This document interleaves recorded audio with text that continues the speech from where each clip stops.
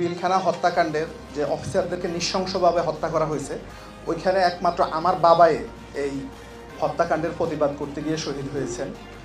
আমি আজ শ্রদ্ধা ভরে স্মরণ করছি পিলখানা হত্যাকাণ্ডের সকল শহীদদের, এবং সেই সাথে স্মরণ করছি এই বৈষম্য বিরোধী আন্দোলনে যারা শহীদ হয়েছেন তাদের প্রতি। আমি একটু ওই দিনকার ঘটনাটা একটু বলি। আমি ওই দিন সকালবেলা 8টার সময় আমার ইউনিভার্সিটিতে পরীক্ষা ছিল। আমি পরীক্ষা দিতে বাসা থেকে বের হই। তখন আমার বাবাও যেহেতু দরবারে উনি কেন্দ্রীয় সুবেদার মেজরের দায়িত্বে ছিলেন, উনি আমার আগেই বাসা থেকে বের হয়ে যান। তা আমি পরীক্ষা দিতে থাকি। এমন 10টার সময় ইউনিভার্সিটির স্যাররা কথা বলছিল যে পিলখানাতে একটা গন্ডগোল হচ্ছে, মনে হয় ডিজি শাকিল সাহেবকে মেরে ফেলছে। তা আমি আর কিছু লিখতে পারলাম না। কারণ আমি তো ওইখান থেকে সকালবেলা বের হয়ে আসলাম, যে আমার কাছে মনে হয়নি যে না বিডিআরের সৈনিক বা অফিসারদের ভিতরে, কারণ আমার বাবা পিলখানাতে পোস্টিং হয়েছিল প্রায় 8 মাস আগে। আর আমরা ছোটবেলা থেকে বড় হয়েছি অনেক আর্মি অফিসারদের ফ্যামিলির বাচ্চাদের সাথে। আমি স্কুলে গেছি, আমার বাবা একসাথে চাকরি করছে, আমরা খুব ক্লোজলি আমরা বড় হয়েছি। তো ওই জায়গায় আমার কাছে মনে হয়নি যে না একজন সৈনিকের বা যে এখানে যে অফিসাররা এসছে এদের ভিতরে এই টাইপের ইয়ে হবে। তা আমি বসে বসে স্যারদের কথাই শুনছিলাম। এর কিছুক্ষণ পরে আমার ক্যাম্পাসটা ছিল ধানমন্ডিতে। তো আমাদের ক্যাম্পাসের তালা মেরে দিয়ে, গেটে তালা মেরে দিয়েছে যেন আমরা না বের হই। তো এই পরীক্ষাও শেষ, বের হয়ে আমি বাসায় ফোন দিলাম। আমার বাসা থেকে জানালো যে বাসায় আমার ছোট বোন ছিল, ও তখন ক্লাস 6-এ পড়তো, আর হলো একটা কাজের ছেলে ছিল। আমার আম্মা 1 সপ্তাহ আগে গ্রামের বাড়িতে গিয়েছিলেন। তো ওরা আমার ছোট বোন জানালো যে কয়েকজন জওয়ান মুখে বাঁধা, আপনার লাল যে কাপড়টা বাঁধা, ওরা আব্বাকে কাঁধে করে আমাদের বাসার সামনে দিয়ে নিয়ে গেছেন। আমাদের বাসাটা ছিল হলো দরবার হলের পিছনে এসএম কোয়ার্টারে। তো এখন ওকে বলছে যে এমআই রুমে নিয়ে যাচ্ছে, যে ওনার পায়ে গুলি লাগছে, ওকে আর বাসা থেকে বের হতে দেয়নি। পরে আমার বড় বোনের সাথে কথা হলো, আমি ওদের সাথে মানে এক পর্যায়ে রাগ হয়েছি যে বাবা হয়েছে, তোমরা তাহলে বাসায় কেন। এরপরে বিভিন্নভাবে যোগাযোগ করতে চেষ্টা করছি, আমরা আর যোগাযোগ করতে পারিনি, আমার বাবার নাম্বারে আর কল ঢুকে নাই। তো এর ভিতরে এই সারাদিন আমি তখনও ক্যাম্পাসের ভিতরে। তো আপনার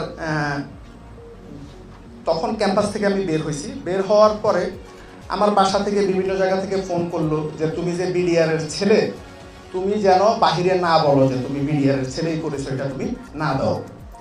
তো তখনও তো আমরা বুঝতেছি না যে আসলে কি হয়েছে। তো এর ফাঁকে বাসায় আরও কয়েকটা গ্রুপ আমাদের বাসায় গিয়ে বাথরুমের সিলিং, আপনার খাটের নিচে বিভিন্ন জায়গায় আমার আব্বাকে খোঁজ করছে। তা আমার ছোট বোন, ও ক্লাস 6-এ পড়ে, ও আর বুঝে নাই, যেহেতু আপনার বিডিআরের বিভিন্ন জায়গায় গুরুত্বপূর্ণ স্থাপনার, কোর্টের, লকারের বিভিন্ন জায়গার চাবি কেন্দ্রীয় সুবেদার মেজর হিসেবে আমার বাবার কাছেও ছিল। তো তখন আমার ছোট বোন সহ ও ওই গ্রুপটা সহ ওরাই চাবি বা বিভিন্ন জিনিসগুলো খোঁজ করছে, ও তার এত জিনিস বুঝে নাই। পরে বিকালে ধানমন্ডি লেকের দিকে ছিলাম, তখন সরকার 144 ধারা দিল। আমি একটু বিক্ষিপ্তভাবে বলছি, কারণ ওই দিনের ঘটনা তো হয়তো আপনারা মানে একটু বিরক্ত হতে পারে। তো পরে আমি আমাদের বড় বোনের বাসায় যাই, এর ফাঁকে আমার মা বাড়ি থেকে রওনা করে। এখন আমরা তো কোনোভাবেই বুঝতেছি না যে আসলে বিডিআরের সাথে সেনাবাহিনীর এই টাইপের একটা গন্ডগোল জীবনেও হইতে পারে। কারণ আমার বাবা ওই দিন দরবারের শেষে রাতে টাকটুসো হওয়ার কথা, আপনারা এখানে শহীদ পরিবারের সবাই জানেন। আমার বড় বোন তার বাচ্চা নিয়ে আসবে রাতে, তাহলে আমার বাবা যদি এই ঘটনাটা কোনোভাবে বিন্দুমাত্র আঁচ করতে পারতো, তাহলে আমাদের সন্তানদেরকে অবশ্যই, এখানে শুধু আমি না, আমাদের সকল শহীদদের ফ্যামিলি যারা আমরা, আমাদের কাউকে তো আমাদের বাসায় রাখতো না, যে যদি আমাদের বাবারা কোনোভাবে আঁচ করতে পারতো যে না এরকম একটা ঘটনা এখানে হবে, বা সৈনিকদের ভিতরে একটা বড় অসন্তোষ আছে, এখানে বড় টাইপের ম্যাসাকার হইতে পারে। তা আমার বোনের রাতে আসার কথা। তো এর ভিতরে আমার মা আসলো। তা আমরা প্রথম 2 দিন টিভির সামনেই ছিলাম, যেহেতু আমার বাবা কেন্দ্রীয় সুবেদার মেজর। আমার বাবাই যদি বিডিআরের যে টিমটা ছিল ওখানে তো উনি থাকার কথা, যেহেতু আমরা প্রথম দিকে দেখছি যে এটাকে ডাইলবাতের একটা ইস্যু দিয়ে আমাদের সেনা অফিসার, সেনাবাহিনী এবং আমাদের শহীদদের যেন অসম্মানিতভাবে আমরা এই গত এত বছর আমরা কিন্তু অসম্মানিতভাবে পার করছি যে হ্যাঁ ও তোমার বাবা অমুক কারণে শহীদ হয়েছে বা অমুক কারণে অমুকরা মেরে ফেলছে, কিন্তু এটা একটা ভুল জিনিস ইস্টাবলিশ করা হয়েছে।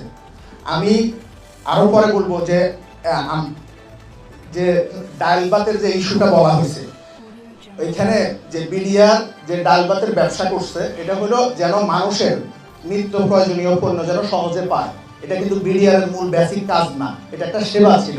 ওইখানে যদি যে টাকাটা প্রফিট করছে বিডিআর, ওই টাকাটা যদি ভাগ করতো তাহলে ওই টাকাটা হয়তো আপনার হয়তো 4-5 হাজার টাকা করে পেত একজন সৈনিক। আমরা কোনো না কোনো ভাবে সবাই চাকরি করি, আপনারা বলেন যে আমরা কি কখনো আমাদের ঊর্ধ্বতনকে এইভাবে নৃশংসভাবে আমরা হত্যা করার কথা কিনা এই 4-5 হাজার টাকার জন্য? এইভাবে আমরা কি আমাদের ঊর্ধ্বতনকে কখনো জোর করেও কি আমরা কথা বলতে পারি? আর ওইখানে এইভাবে একজন মানুষকে মেরে ফেলে যেভাবে নৃশংসভাবে হত্যা করা হয়েছে, গ্রেনেড দিয়ে খুঁচিয়ে নষ্ট করা হয়েছে, পুড়ে ফেলা হয়েছে, এটা কখনোই ডালভাতের আন্দোলন ছিল না। এটাকে সেনাবাহিনীকে যেসব অফিসাররা শহীদ হয়েছে তাদেরকে অসম্মানিত করার জন্য এই জিনিসটা ইস্টাবলিশ করা হয়েছে তখন বিভিন্ন মাধ্যমে। পরবর্তীতে আমার বাবা কিভাবে শহীদ হয়েছে এখানে আমাদের কামরুজ্জামান আঙ্কেল আছেন, ওনার একটা স্টেটমেন্ট এবং বিভিন্নভাবে আমরা জানতে পারি যে তখন যখন গন্ডগোলটা শুরু হয়েছে ডিজি মহোদয় আমার বাবাকে বলছে যে এসএম সাহেব সৈনিকদের যে এত অসন্তোষ সেটা তো আমি জানি না। আমার বাবাও জানবে কিভাবে, কারণ এটা কোনো লিগ্যাল যুক্তি ছিল না। তখন আমার বাবাকে এবং মেজর জাইদি সাহেবকে পাঠানো হয়েছে যে আমার বাবাকে বলছে যে যেহেতু আপনি কেন্দ্রীয় সুবেদার মেজর, আপনি ওদের সিনিয়র, ওরা আপনার কথা শুনবে। আমার বাবা তখন ওইখানে হ্যান্ড মাইকে অনেক চেষ্টা করছে যে এই সৈনিকদেরকে থামানোর জন্য। তাদেরকে বলা হয়েছে যে তোদের কোর্ট মার্শাল হবে, তোরা অফিসারদের অ্যান্টিতে কথা বলিস না, এই বিভিন্নভাবে উনি মোটিভেট করার চেষ্টা করছে।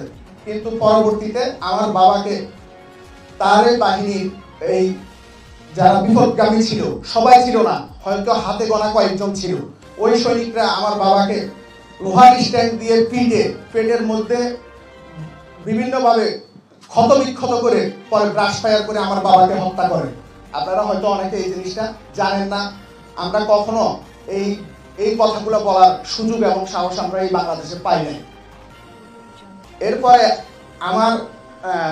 এরপরে যাই হোক, পরবর্তীতে এই ঘটনাটা যখন উঠে আসলো তখন আমার বাবাকে শহীদ ঘোষণা করেন 6 মাস পরে অফিসারদের স্টেটমেন্টে, এবং আপনাদের মিডিয়ার যে গণমাধ্যম কর্মী ভাইদের লেখনির কারণে সরকার আর এই জিনিসটাকে হাইড করতে পারে না।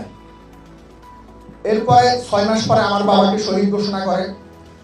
আমরা এই যে আজকে যে বৈষম্য বিরোধী আন্দোলন হয়েছে, আমরা গত 2009 সাল থেকে এই 15 বছর আমরা বৈষম্যের শিকার হয়েছি। আমরা কিভাবে বৈষম্যের শিকার হয়েছি? আমার বাবাকে এতভাবে জানার পরেও আমার বাবাকে 6 মাস পরে শহীদ ঘোষণা করছে। আমাদেরকে সরকার যে সুবিধাগুলো দিয়েছে এটা আমাদেরকে দিয়েছে 5 বছর পরে। আপনারা গণমাধ্যমের ভাইরা আপনারা মোটামুটি সবাই জানেন যে এই সরকারের আবাসনের একটা সুবিধার জন্য আমাকে হাইকোর্টে যেতে হয়েছে। আমাদের অপরাধ, আমার বাবা এই শহীদদেরকে রক্ষা করতে গিয়ে উনি জীবন দিয়েছেন, এটা হলো আমাদের পরিবারের অপরাধ। আমার মা চেন্নাই অ্যাপোলো হসপিটালে মারা গেছে, আমার মা তখন লাইফ সাপোর্টে থেকে মারা গেছে। আমার টাকার জন্য আমি আমার মাকে আনতে পারিনি। আমি বিভিন্নভাবে ডিজি মহোদয়, সেনাপ্রধান এই 2020 সালে যারা ছিলেন তাদেরকে আমি বিভিন্নভাবে নক করছি, একটা মানুষও আমাদেরকে সহযোগিতা করে নাই। এরপরে আপনার এই যে এইভাবে আমাদেরকে বিভিন্নভাবে ডিপ্রাইভ করা হয়েছে। আমাদের অপরাধ, আমার বাবা কেন ওই ঘটনায় বাধা দিলেন? তা আমি আজকে এখানে মিডিয়ার ভাইরা আছেন, আমার বাবার শহীদ হওয়া থেকে শুরু করে আমার বাবার যে কন্ট্রিবিউশন এটা আপনারাই তুলে ধরছেন। এখানে আমার অনেক পরিচিত ভাইয়ারা আছেন। আমার সাথে এই সুযোগ সুবিধা আমার বাবার শহীদের ঘোষণা করাতে গিয়ে আমার মিডিয়ার সাথে আমার একটা পারিবারিক বন্ধন হয়ে গেছে। প্রত্যেকটা হাউসে 8 থেকে 10টা লোক যারা আমার খুবই ক্লোজ, এখানে অনেকে আছেন। তো আমি এলোমেলোভাবে আমার কথাগুলো বলছি। তা আমি একজন বিডিআরের সন্তান হিসাবে আমি বলবো যে এই ডাল ভাতের গল্প বলে আপনারা আমাদেরকে, আমাদের বাবাদেরকে, আমাদের প্রাণপ্রিয় সংগঠন বাংলাদেশ সেনাবাহিনীকে আর ছোট করবেন না।